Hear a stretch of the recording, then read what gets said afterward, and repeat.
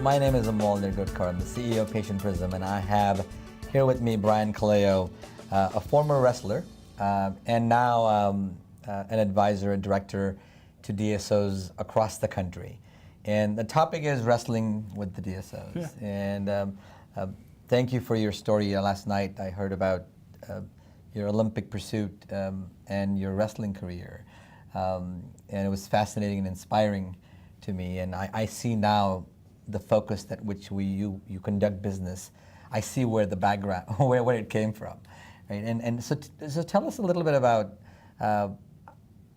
wrestling and what lessons you learned from competitive wrestling all the way up to the Olympic level that made you into the professional you are, and what lessons can dentistry learn from the sport of wrestling? Well, I started wrestling when I was 4 years old, right up until I was about 22 years old, and it really is responsible for, I think, everything. All of the success, all of the values that I hold dearly now came from wrestling. You know, dedication, work ethic, relentless drive to succeed, discipline, self-control. I mean, these are all things that you have to learn if you're a wrestler, and they are all things that apply to the business world. I mean, Sure. Being able to be disciplined, being able to have, you know, when you have to go to 3% body fat to maintain your weight. And everybody, you'll probably ask me sooner or later, so I'll come out and say it. I wrestled 126 pounds in college, and it's not easy to get down from 150 pounds to 126 pounds. It takes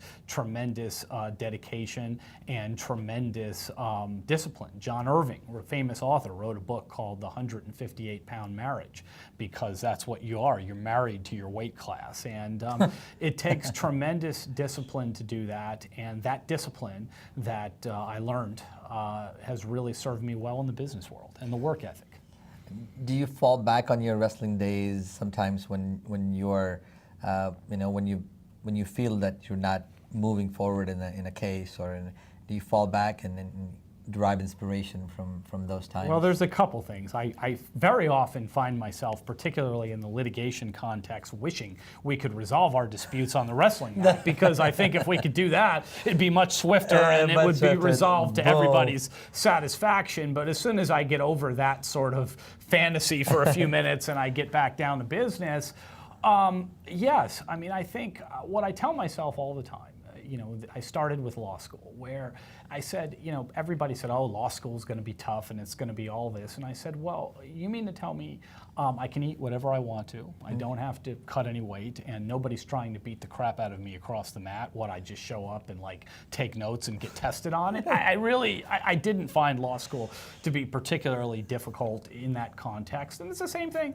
with the practice of law. I mean, you have regulators, you have judges, you have opposing counsels and people, but none of them are requiring me to cut weight, and none of them are going to try to kick my butt the way we did in wrestling. So in a lot of ways, I think about that. And it's great perspective when I have days that, you know, tough days in the practice of law. It really is all about perspective, right? It's all in relation to where you were before. Obviously, when you had to deal with those kind of circumstances, everything else seems to be relatively simple. I mean, not simple. Anything you do, I mean, navigating the regulations of all 50 states. I can't even imagine as a CPA. We tried. I mean, we operated in most states, but it was very difficult. And you can only do that with you know, a lot of conviction and has it helped? I mean, wrestling is not a team sport. Is it a team sport or is it not? You know, that's something that sometimes gets overlooked. It is an individual sport in as much as, you know, you have an opportunity to win a national championship in your individual weight class. Sure. And even if the team doesn't do that well, you can still win individually. But it is very much a team sport. I'm going back soon to the 50th anniversary of my college, Binghamton University's wrestling program, and I was very busy, as I told you last night, and was not sure if I could make it. And then I had teammates reaching out to me, and I'm now realizing it may be the only time in our lives that we're going to get the entire lineup back together again, and I can't get there quick enough in November.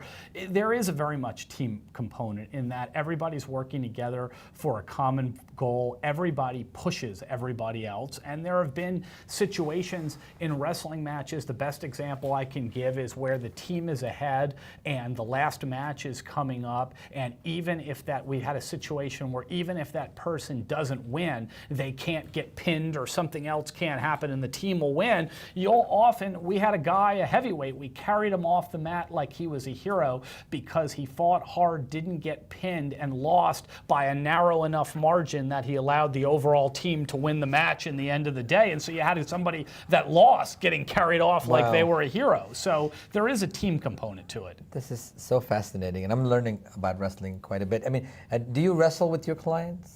Well, intellectually. Intellectually, it is a wrestling match. It really is. The body does break down. It's not like golf or tennis or one of those sports where, you played golf, say, in high school and you can play till you're 70. You cannot wrestle until you're 70. And my body's breaking down, of course. I sometimes instruct some high school students. The rule is they can't fight back. And even when they can't fight back, I got to take 6 Advil and jump in the hot tub. But there's a lot of mental wrestling that goes on. That's what I meant by that. I didn't mean by physical wrestling and tackling, but mentally, wrestling with understanding, putting yourself in the shoes of your of your opponent, sometimes helps you a lot, right? It does. It really, really does. This is quite fascinating. I love people who have been in sports because it motivates me and inspires me. I did play some level of sport. The mental aspect is there. The big part about wrestling is you could force your opponent to quit because it was a physical sport. It wasn't a racket sport or a basketball. You call timeout. There was no timeouts.